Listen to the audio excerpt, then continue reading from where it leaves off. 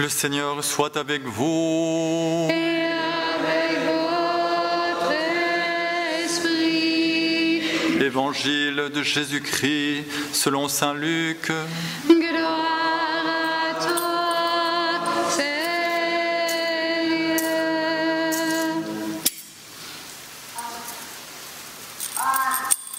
En ces jours-là parut un édit de l'empereur Auguste, ordonnant de recenser toute la terre. Ce premier recensement eut lieu lorsque Quirinius était gouverneur de Syrie, et chacun allait se faire inscrire dans sa ville d'origine. Joseph, lui aussi, quitta la ville de Nazareth en Galilée pour monter en Judée à la ville de David, appelée Bethléem, car il était de la maison et de la descendance de David. Il venait se faire inscrire avec Marie, son épouse, qui était enceinte. Or, pendant qu'ils étaient là, arrivèrent les jours où elle devait enfanter. Et elle mit au monde son fils premier-né. Elle l'emmaillota et le coucha dans une mangeoire, car il n'y avait pas de place pour eux dans la salle commune. Dans les environs se trouvaient des bergers qui passaient la nuit dans les champs pour garder leurs troupeaux. L'ange du Seigneur s'approcha, et la gloire du Seigneur les enveloppa de sa lumière. Ils furent saisis d'une grande crainte, mais l'ange leur dit: ne craignez pas, car voici que je viens vous annoncer une bonne nouvelle, une grande joie pour tout le peuple. Aujourd'hui vous est né un sauveur dans la ville de David. Il est le Messie, le Seigneur. Et voilà le signe qui vous est donné. Vous trouverez un nouveau-né emmailloté et couché dans une mangeoire. Et soudain, il y eut avec l'ange une troupe céleste innombrable qui louait Dieu en disant: gloire à Dieu au plus haut des cieux et paix sur la terre aux hommes qu'il aime. Acclamons la parole de Dieu. Emmanuel, alléluia. Emmanuel, alléluia. Emmanuel, alléluia. Emmanuel, alléluia. Emmanuel, alléluia. Emmanuel, alléluia. Emmanuel, alléluia. Emmanuel, alléluia.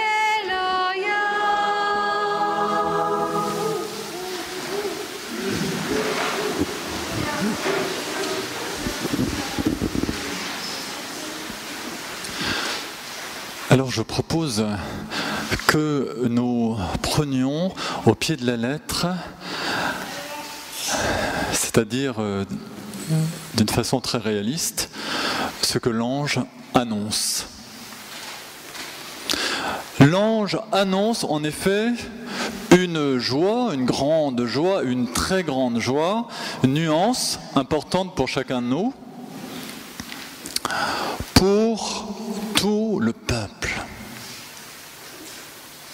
Une grande joie pour tout le peuple. C'est-à-dire, cette joie, ce soir, elle est pour chacun d'entre nous. Que nous soyons en forme, pas en forme, venus avec des pieds de plomb ou pas, cette joie nous est proposée ce soir. C'est une grande joie pour tout le peuple. Alors, quelle est cette joie ?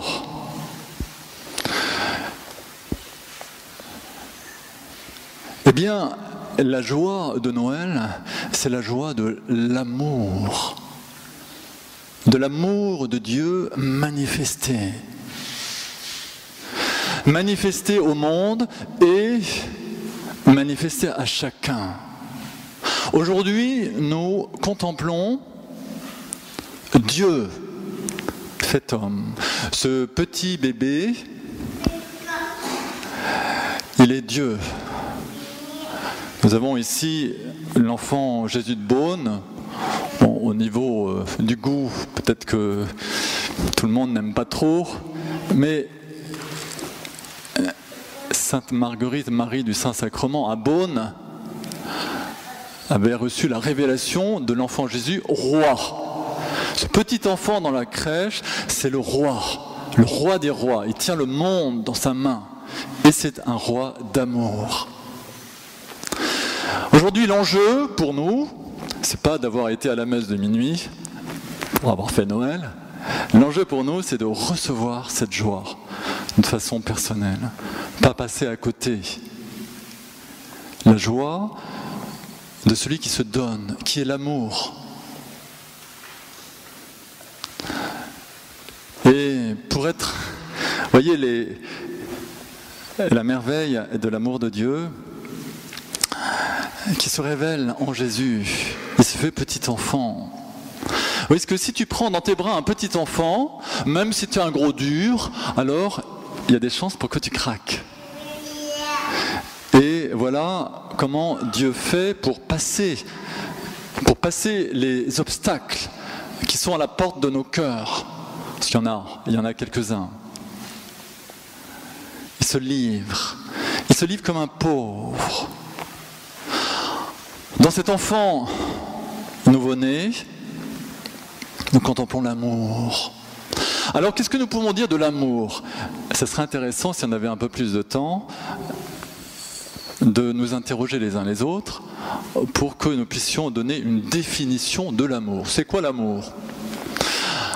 Alors, si nous regardons l'enfant Jésus dans la crèche, nous voyons déjà que l'amour, c'est pour tout le monde, car c'est une grande joie pour tous. Nul d'entre nous, ce soir, ne peut se prétendre pas l'objet de cet amour. Si tu as du mal à t'aimer toi-même, Dieu t'aime. Et d'un amour inconditionnel. Le petit bébé, quand il est dans vos bras, il ne se pose pas la question, celui-là, qu'est-ce qu'il a fait ? L'innocence de Dieu. Dieu est innocent du mal. Il ne nous regarde pas à travers ce filtre. Une autre caractéristique de l'amour, c'est quoi l'amour ? Eh bien l'amour, c'est un mouvement qui descend. Oui, qui descend d'en haut pour venir en bas. Et pourquoi est-ce que Dieu a choisi ce signe de la crèche ? Il aurait quand même pu naître dans une maison normale. La crèche, un lieu pauvre. Oui, parce que dans chacun de nos cœurs, il y a une crèche.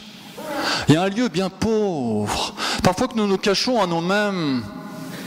Là où nous avons des casseroles, si vous voulez. Ou alors, nous ne sommes pas en paix. Mais Dieu veut venir là. L'amour descend. Ça, c'est l'amour véritable. L'amour n'est pas un espèce de commerce entre deux personnes qui ont de quoi payer. L'amour est un don gratuit qui descend là où on ne peut pas payer, là où on ne peut rien vendre et rendre. L'amour est gratuit. Alors nous aurons un travail à faire ce soir. Et c'est le travail qui consiste à accepter de recevoir gratuitement. Peut-être que vous avez déjà reçu votre cadeau de Noël, peut-être qu'il y a des cadeaux de Noël. Bon, le cadeau de Noël que nous allons recevoir tout à l'heure, franchement, qu'est-ce qu'il veut nous dire ? Il veut nous dire que nous sommes aimés.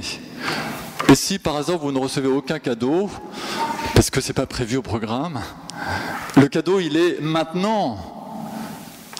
Puisque ce que nos cœurs attendent, c'est pas un train électrique, c'est pas un ordinateur portable, c'est pas je ne sais pas quoi, mais c'est l'amour. C'est un amour fort, puissant, tout puissant, il me semble. Il n'y a pas de plus grand cadeau que celui de l'amour. Cet amour qui descend, cet amour qui est humble, finalement. Il ne s'impose pas. Ce petit enfant dans la crèche ne va pas s'imposer. Ce soir, nous pouvons repartir sans le prendre. C'est notre liberté, parce que l'amour est humble. Il est universel, il est humble, il descend, c'est-à-dire il est miséricordieux. L'amour est miséricorde. Nous pouvons nous tenir devant l'enfant Jésus sans crainte, sans avoir peur d'être jugé ou d'être rejeté. Voilà la cause de notre joie. La joie de l'amour manifesté. Et un amour tout-puissant. Nous avons entendu dans la première lecture que ce Sauveur, il est tout-puissant. Non pas une toute-puissance qui s'impose justement. Ce que nous dit le pape François dans sa dernière exhortation apostolique. Il parle de l'humilité et de la tendresse, qui ne sont pas les vertus des faibles, mais des forts, qui n'ont pas besoin de maltraiter les autres pour se sentir importants. Vous avez sans doute lu cela dans la fin de l'exhortation apostolique. Cet amour tout-puissant.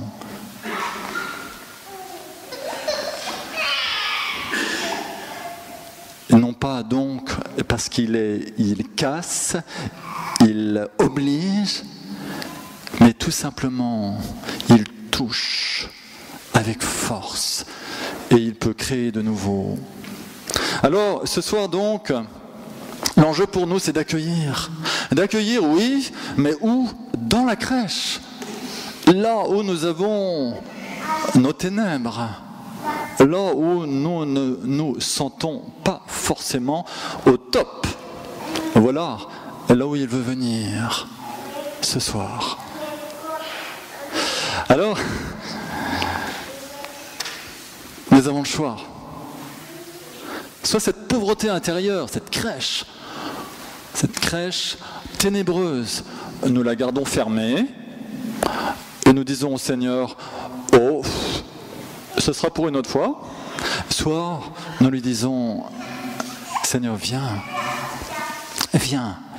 Et nous le saisissons, comment ? Par la foi. Par la foi.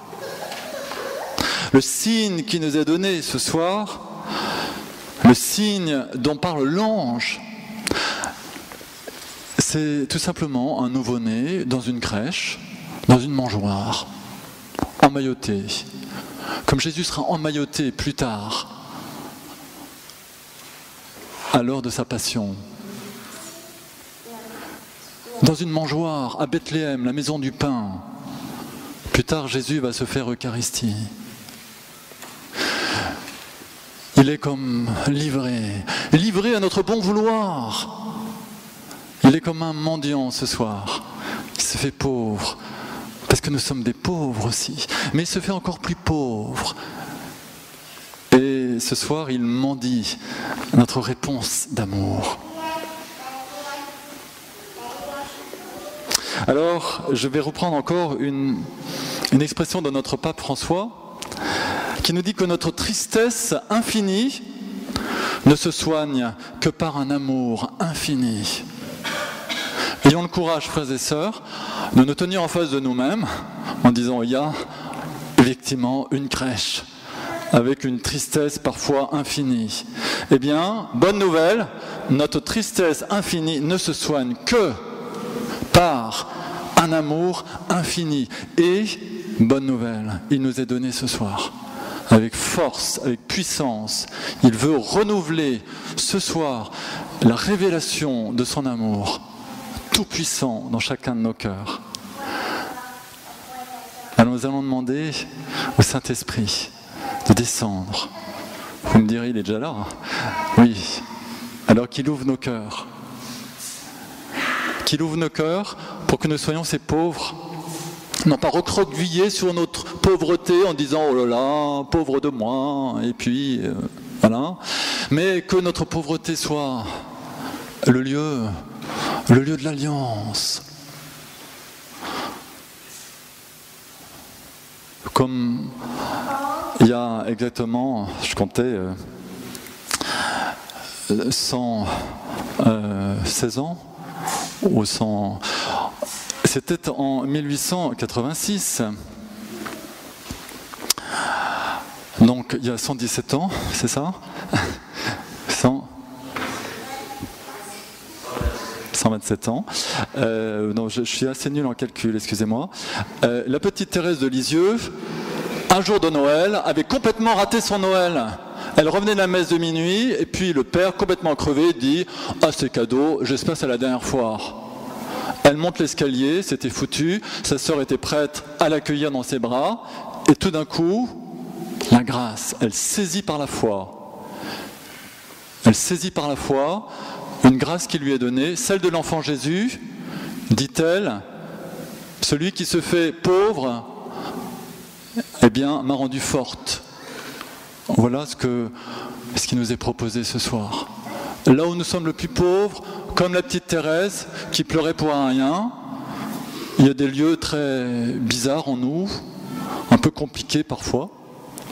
Eh bien, ces lieux-là, comme Thérèse, on va les ouvrir avec la grâce du Saint-Esprit. On va les ouvrir à l'amour qui vient, nous exposer à cet amour,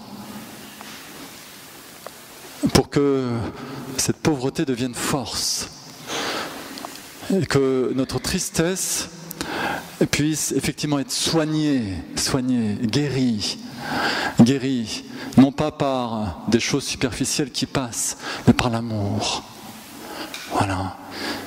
Oui, Seigneur, nous te bénissons, parce que ton amour vient toucher nos cœurs, et tu veux encore nous toucher plus profondément.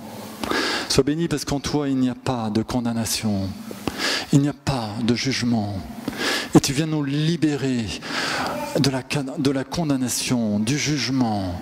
Tu viens nous libérer de nos égarements, et tu veux remplir nos cœurs de cet amour unique que tu as d'une façon unique pour chacun.